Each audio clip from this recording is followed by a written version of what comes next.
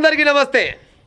తప్పకుండా ఈయన ప్రయత్నం అయితే చేయరు, తప్పకుండా ఈయన ప్రయత్నం చేయరు. ముచ్చడం ముద్దుగుంటుంది.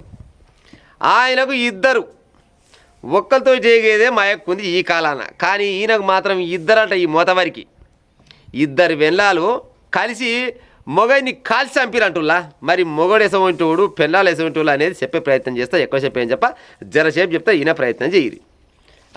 ఊరెక్కన వచ్చినది నిజామాబాద్ జిల్లా భీంగల్ మండలం దేవక్కపేట అంట. నిజామాబాద్ జిల్లా భీంగల్ మండలం దేవక్కపేట.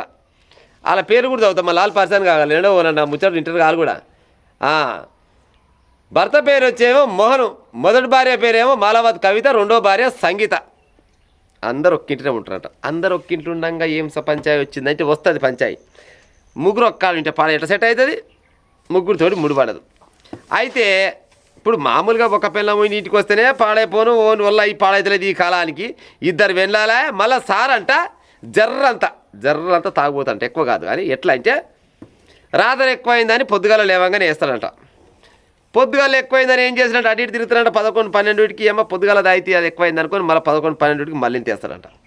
ఆ 11-12కి మళ్ళీ తీసి మళ్ళీ 4-5కి మళ్ళీ తీస్తాడంట.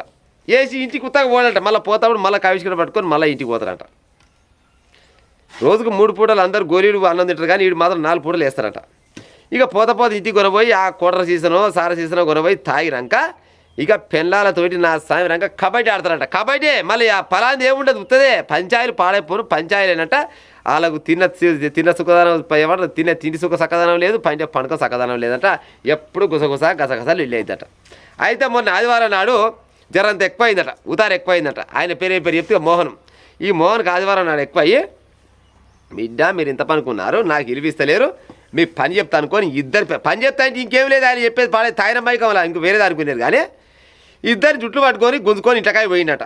ఇంట్లోకాయ పోయి తలుపు దగ్గర పెట్టిండు. అయితే ఈయన బయటనే ఉండి మొదవారి లోపడే లేడు కానీ తలుపు దగ్గర పెట్టి కిట్లకెళ్ళి అంటున్నట, బిడ్డలారా తెల్లారి దాకా అందులోనే ఉండాలి, మీరు ఒక్కడికి 2 కళ్ళకే పోవాలి, బయటికి వెళ్ళలేదు మీరు, మీ సంగతి చెప్తా తెల్లారిని అని ఆదివారం నాడు రాత్రి ఆ ఇంట్లో వేసినాడు. తలుపు దగ్గర పెట్టినట. తలుపు దగ్గర పెట్టి మరి తాగుతానికి పోయిండు. ఏందో ఏం కథనో అయిపోయింది. అయితే ఆదివారం అయిపోయిందా, సోమవారం తెల్లారుజామున చిన్నగా ఇక తలుపు తీయాలిగా. మళ్ళీ తలుపు తీసినాడు. తలుపు తీసి అనంతలు అడిగి పీకిండో లేకపోతే మళ్ళీ తాగుతందుకో పోయిండు. పోయి ఇక లేచి చూస్తారు కల్లా మొగడు అడిగి చూస్తారు కల్లా లేడంట. సరే వస్తారు తీ అనుకొని చిన్నపిల్లం ఏం చేసిందట, చిన్నపిల్లము పెద్ద పిల్లము పోయి ఆ ఉల్లకాయ పోయి మా బండిలో పెట్రోల్ అయిపోయింది, గిత పెట్రోల్ ఇవ్వా అని ఒక షాప్లో పోగానే నేను షాప్లో పెట్రోల్ తీసుకుందట. 1 లీటర్ 2 లీటర్ల పెట్రోల్ తీసుకుందట. 1 లీటర్ 2 లీటర్ పెట్రోల్ తీసుకొని ఇంటికి రాస్తారు కల్లా మళ్ళీ రాజా వచ్చిందట. మగడు మళ్ళీ కవిష్కడ వేసి వచ్చిందట. కవిష్కడ వేసి మంచిగా కుర్చీ మీద కాలేసుకొని అట్టే కుర్చీ కట్ట పొరిగిందట. కథం కుర్చీ కట్ట మొరగంగానే చూసిందట. ఓ ఉన్న అవి అన్నదట బెల్లం. అప్పటికే ఈ తాయిన మైకమాయ పాడైపోను, తాగినోని పానం కింద మీదట కదా. బిగ్గర తాగి పంతే ఇంత పనుకున్నా బిడ్డ అనుకొని ఆ తెల్లారుదామని ఏం చేసింది, ఈ తల్లి మీద పెట్రోల్ పోసిందట. మీద పెట్రోల్ పోస్తే ఆ సొయ్యిందో లేదో పాడైపోను ఆయనకి బిగ్గర అయ్యిండే కదా. ఇంకో పిల్లం ఏం చేసిందంట, రాత్రే అనుకున్నట్టు ఈయన తెల్లాళ్ళు వేస్తారా ఈయన చంపాలి, లేకపోతే ఈయన మనం చంపుతాడు, ఎందుకక్క దీన్ని పని చేద్దాం అనుకున్నా ముందుగానే ఆ పెట్రోల్ తెచ్చే ఓ పిల్లం. ఇంకో పిల్లం వస్తారు కదా మంచిగా కొరకాసు పెట్టిందట. పొయ్యిలా పొద్దుగాల పూట వంట పెట్టి వస్తారు కదా, కొరకాసు పెట్టాక మంచిగా మటమవుతుందట. ఓ పిల్లం మీద పోసిందట పెట్రోల్, ఓ పిల్లం కొరకాసు తీసి నీ తల అయితే ముట్టించిందట. బగ్గీసి మాట అయింది. ఆయన నీళ్ళు విరమించి బూడిద అయిందట. పాడైపోను సచ్చిపోయింది. కథం నా మాట అబద్ధం కాదు. ఆంధ్రజ్యోతి పేపర్లో వచ్చింది. అలా చూసుకొని భర్తను కథ తెచ్చిన భార్యలు పెట్రోల్ పోసి నిప్పండించి హత్య. నిజామాబాద్ జిల్లా దేవక్కల్లో ఈ ఘటన. ఇగో చూడురి అయిన పని.